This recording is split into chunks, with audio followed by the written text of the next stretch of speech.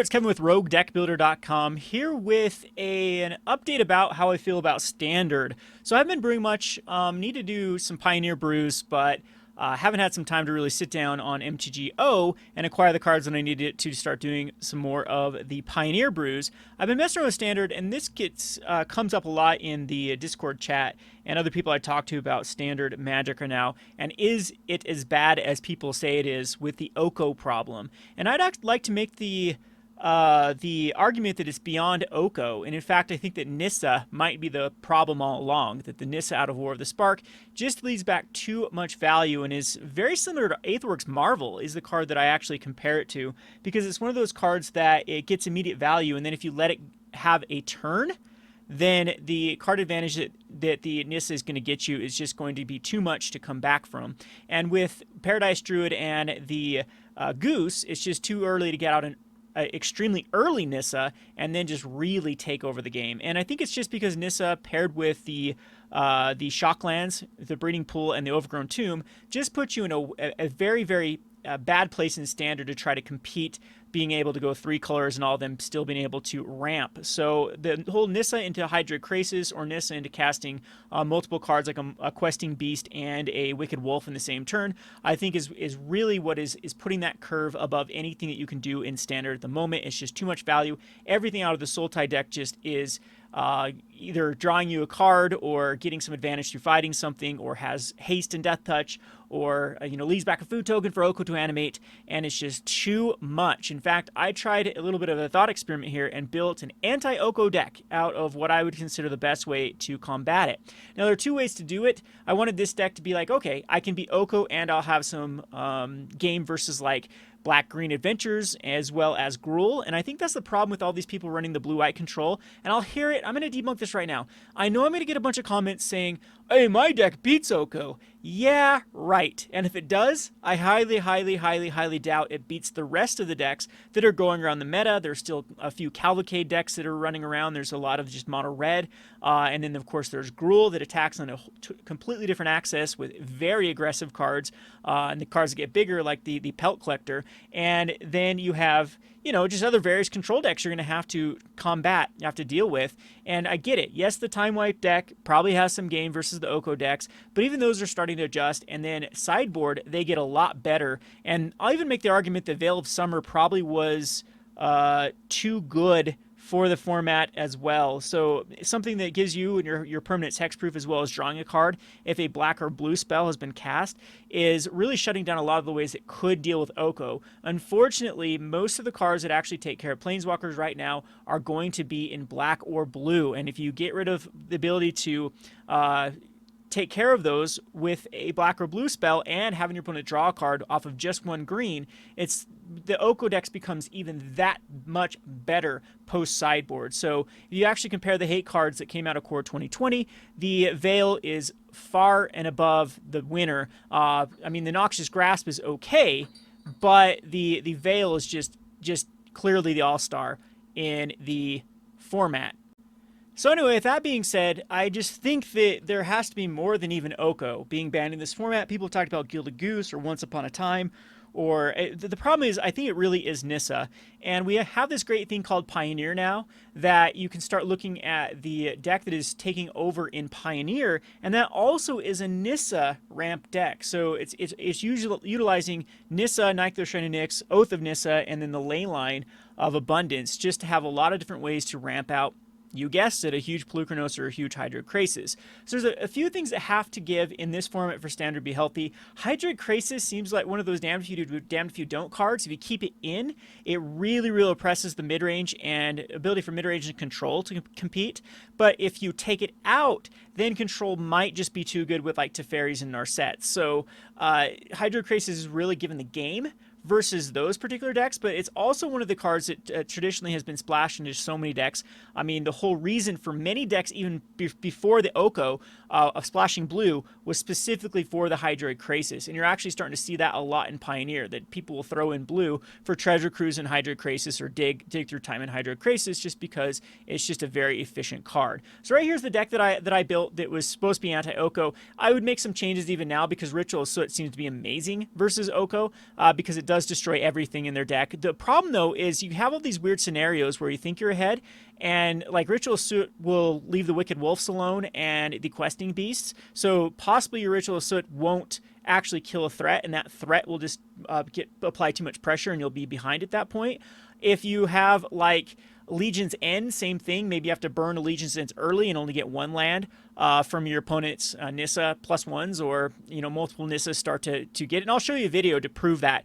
I won for one to my opponent, and it's the Nissas and the Oko food tokens that are the difference between winning the game, just the leftover pieces. So you're removing something, and the leftover 3/3 it ends up being the difference, because then you have to use an extra card, then they top deck another threat, and then that threat doesn't have an answer for it, and it's very, very tough to come back from. So the deck I built had 4 Noxious Grasps, and this card, of course, is wonderful, but it's still 1/1. The Legion's End, the Chandra's Triumph, because this is actually a pretty good card if you do have a Chandra. 5 damage to a creature or a planeswalker means you're taking care of all of the threats in the majority of the decks. Lava Coil is for Questing Beast, but in all honesty, Lava Coil should probably be sided out now for something like another Ritual of Soot, or possibly even another, I don't even know what we could go at this point, another removal, like mass removal spell that can get rid of, that's a problem. We have something that does 2 damage, but we don't really have what this set really needed, this standard set really needed, is something like a Finale or the Hour. What's the Hour of Devastation? Hour of Devastation type card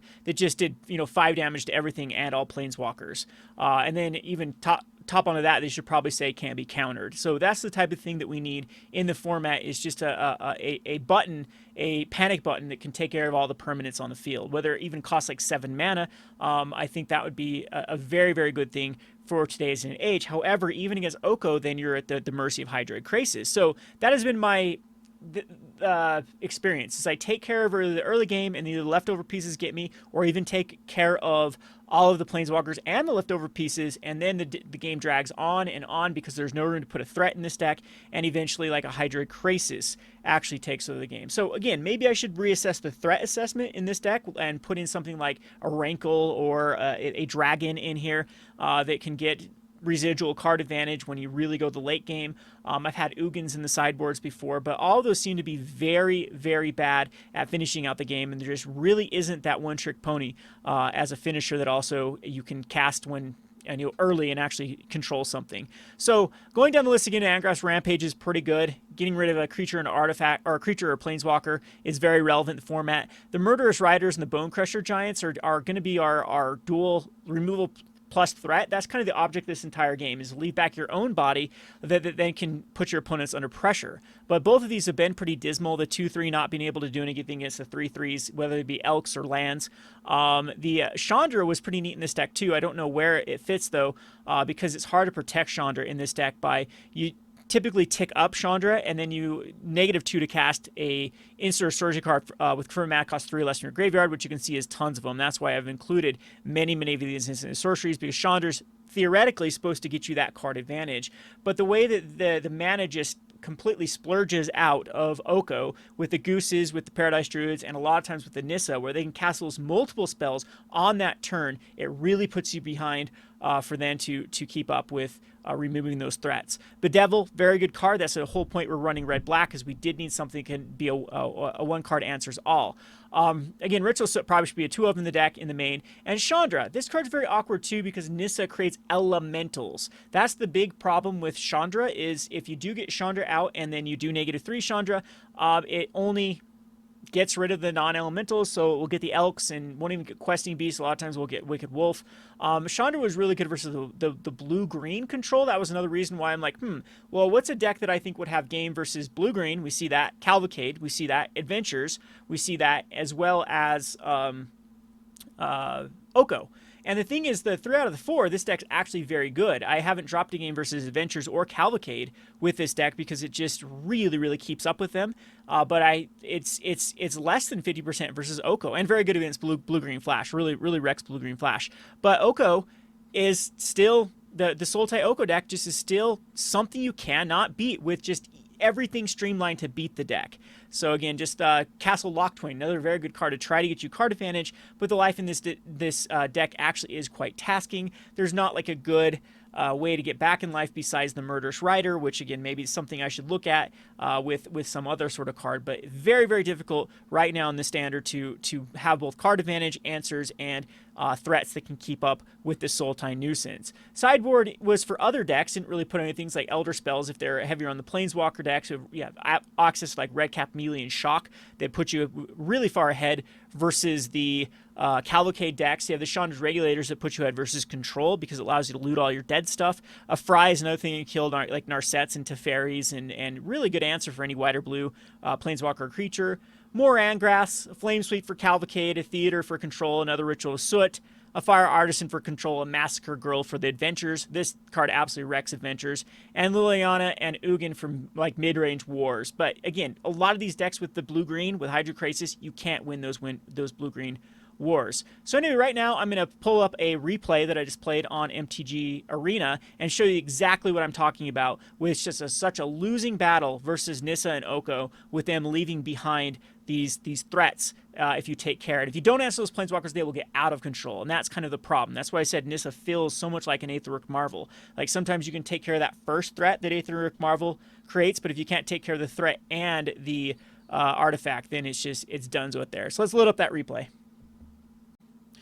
Alright, so here is the game versus Oko. And I'll show you exactly the one-for-oneing, and then all the leftover pieces are what's going to get me both games.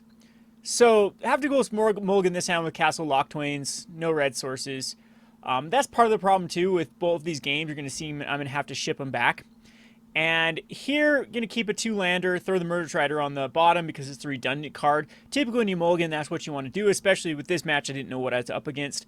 We get the Gilded Goose, and this allows for our opponent to ramp out a turn 2 Oko if they have, which would put us under a lot of pressure. We'd be able to Noxious Grasp the Oko, and opponent really not using a lot of resources at that point. They would use a food token. I decided to Lava Coil just to slow down maybe a Vraska next turn, or slow down like a Nissa coming out. But hindsight, that's probably not the right play to even worry about the Gooses. See what I mean by the bad scenarios it puts you in? The only target I think you'd do for a Goose is if you get a Bone Crusher Giant, because it's like a dead card in this matchup, except for the Goose. So pass back on our opponent now. We've gone land, land, land. My opponent does have more resources, which is those food tokens left behind. So here's where it's going to get very tricky with, I believe, the Vraska coming down. So Vraska already gets card advantage here by plussing, and you can't react to it. You can react to the stack, but you can't react to a Planeswalker coming out before they get priority. So, this is the whole problem with Jason the Mind Sculptor. Jason the Mind Sculptor at least would get off a trigger.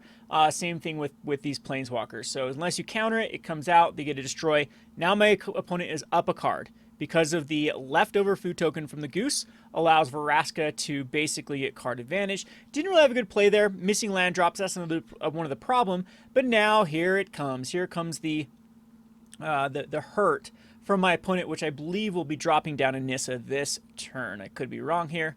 But nope, just once upon a time. So misses it here, but hits the breeding, I believe it's a breeding pool my opponent was able to get.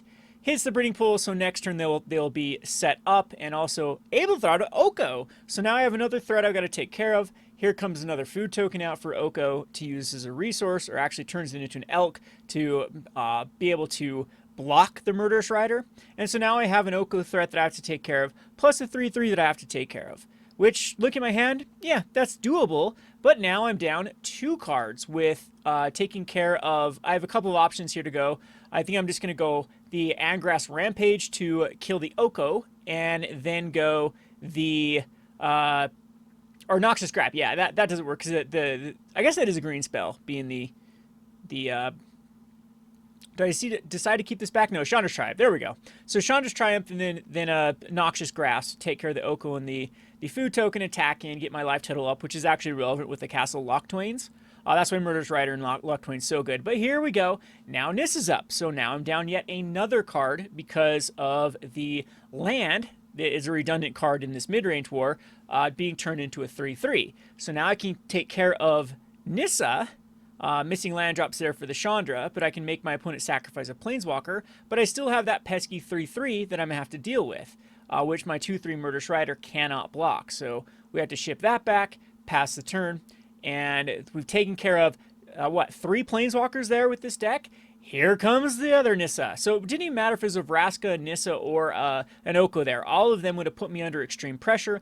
Of course, Nissa would be the roughest one because it's also going to leave back another 3/3, so turning one of the redundant lands that are just dead draws at that point into actual threats. And I can't even block these, and my life total is going to get whittled away. With 2 Chandras in my hand, it doesn't even do anything against the elemental tokens, so, I have to start taking care of these. I decided to go after the double blue. Possibly going with the force is the better play there, but my opponent has 4 of them. So might as well take out a double blue, which might cause, maybe there's a mass manipulation in the deck. I don't know. That's my thinking there. 3rd Nissa comes down. Yes, maybe this replay is not the best representation, but that at that point could have been a Hydrated Krasis, could have been another Planeswalker. These Planeswalkers are just ridiculous that Wizards have been putting out. They have too much value attached to them. We don't have enough answers for them. Like Questing Beast even has started to be cut because even it is starting to not be a good enough answer for these Planeswalkers. And here's just the concession because I'm dead next turn. When my opponent animates another land, I basically have to block. I can't even cast a Chandra there without the red. So yeah, it was a little bit unlucky on my part, but I mean, this is how it goes. So Elder Spell and Ritual of Soot come in. What you would cut at this point, I think in this particular version, since I didn't see any Questing Beasts, which is Lava Glow. But again, that's how deep the green pool is, that if they don't, say a card gets banned or they can't use Wicked Wolf for whatever reason, well, then Questing Beast now. And then they have other, like the one that was seeing play before Throne of Eldraine, the 5/4 for 4 mana out of Core 2020 that has the ability to gain haste and can't be countered. Like, there is so, the kind of that 1-2 punch is making these green decks win the mid-range war and making it so that both aggro and control can't compete against them. They have haste now attached to green creatures. They have can't be countered attached to it. They have the best Planeswalker selection. So I used to complain about red. I used to complain about what I used to call the Sam Stoddard meta, where we had so many formats in a row that just had hasty red creatures that left back damage no matter what. Meaning if you killed them, they already got in for damage, or if you targeted them, they do damage. Or I mean, just think of all the Hour Devastation, Omket, and then Kaladesh, just hyper aggressive red decks. And we were plagued by that it was just like, gotta throw enough resources in my deck to compete against these red decks, otherwise I get run over. And now we're kind of in the same scenario now, but it's with green. Just that green has just so much value attached to everything that is green that it makes it very, very hard to not go green in this format. I honestly do not think that banning Oko is going to do much to this format. I think it's just going to be Oko-less Oko decks. Back to the green ramp, because it was a legitimate deck before with the mass manipulations in Nissa. I mean, it could be just Nissa. That's the issue. And Paradise Druid, just like a mana dork you can't interact with before it gets off its mana, is actually a lot better than people first anticipated. So there's a Paradise Druid. We're already looking pretty bad here. Can't really kill the Goose to do much. I mean, that seems pretty bad. Can't really kill the Paradise Druid. Can't kill the Paradise Druid because it has hexproof. And here we go, the turn 3 Nissa. So cracking the Goose and having the Paradise Druid to ramp out that Nissa is going to be, I mean, I guess I could go Cry of the Carnarium to try to establish a scenario. But again, Cry of the Carnarium is not a good answer for then Wicked Wolves and Questing Beasts that start beating you down. It's just a very, very tough situation. So here comes down the Watered Grave. Here comes down the Nissa. And then the Nissa allows you, I mean, even if, like what scenario is it? You're playing control. Possibly you could, like, counterspell this right now. You're playing against, you're playing Gruul, or if you're playing mono red, this is going to really start to get above in the card advantage. You're going to have to take care of 6 loyalty on a Planeswalker and a 3/3, a 2/1, and a 0/2 that can still, they're still relevant on the board. So I decided to go for the Swamp with the Murderous Rider, because then I can untap and actually kill Nissa with a Bedevil. And possibly, I mean, it saves me 3 life with this way of doing things. So that's what I'll go for. But again, it's not the greatest scenario here with my opponent having really not lost. I mean, at least that was a pretty good trade, getting a land and a Planeswalker. But it all depends. If your opponent is, flooded, then all of a sudden it's resources that they didn't need to begin with that are gone.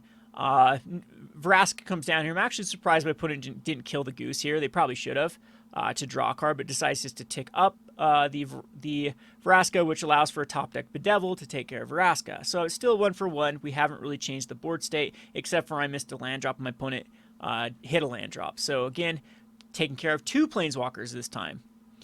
And then the Fabled Passage comes out, allows a land to come in untapped.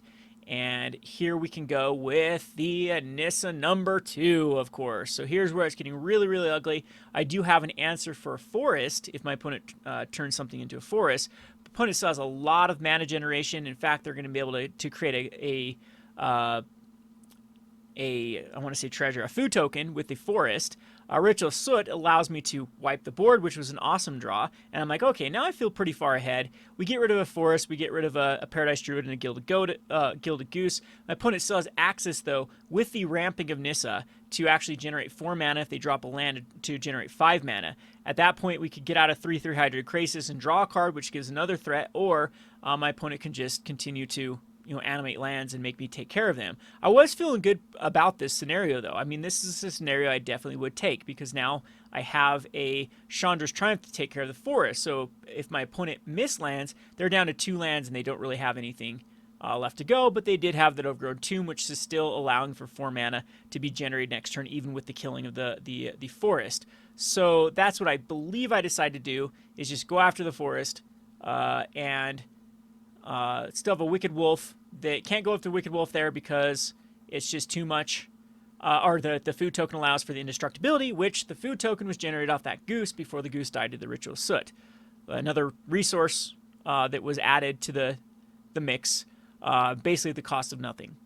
So Wicked Wolf here is still a very, very legit threat. Nissa turning another one, very, very real clock. Any top deck by my opponent is a very real threat, and has put you further behind as it goes on. So can't really do anything here except for tick down Nissa, so Nissa doesn't get every land out of their deck. That's another thing with Nissa. It ticks up very quickly and then ults very quickly, which is a very relevant thing. Thins out the deck completely out of dead land drops and puts a ton of mana on board to then cast those bazillion Hydra Crasises. So here at least I can put out the Bone Crusher Giant. Still not feeling terrible here, other than this is a bad scenario with opponent animating a land. I'm blocking, I'm killing a land, going down to a 1, and then at that point, what do I draw? What can I do? Because the Chandra doesn't even get me out of that situation, because these creatures happen to be elemental creatures, and Chandra can't take that. So it's like best case scenario, I block and draw the other Ritual Soot and wipe the board, but then I still die to the next animated land. So yeah, this was just a death scenario here. Of course, the Wicked Wolf takes care of that last food token, fights down the Bone Crusher Diet, and there goes lethal. So I've played this match again and again and again and again. I've actually done a lot better with getting up to a certain point in the game, even having Castle Lock Twin Downs, even having Chandras that are getting card advantage, and just a big Hydroid Krasis late game puts them right back in it, and it's just like one Nis or Oko that just starts generating that card advantage that's impossible to keep up with. So there you have it. That's kind of my complaint about Standard and what really needs to be done. Goes beyond Oko, it's this green ramp type style that I think is just too good right now with the lack of answers we have in Standard. So anyway, if you have any thoughts about what I could be doing with my black-red deck, like I said, it's at least this thought experiment. That's why I like doing these things. They might lead to something further down the road, because it does very well against, like, blue controls. Very, very tough. I mean, Chandras can get you out of blue control. Dance of Mance is like impossible to beat on the blue control variety, so I am dropping games of those. But as far as like Gruul and Adventures, so green-black Adventures, Gruul, and then blue-green Flash, and then all the hyper-aggressive like Knights or Cavalcade or Mono Red, those are pretty reasonable matchups. They're actually, I would give it favor to this very, very high-end control-based deck. But can't really do anything against Oko. So if you can't do that right now, these type of archetypes are dead anyway. And this is a thought experiment to try to beat Oko to begin with. Anyway, hope you enjoyed this video. This has been Kevin with the Rogue Deck Builder. Thanks for watching.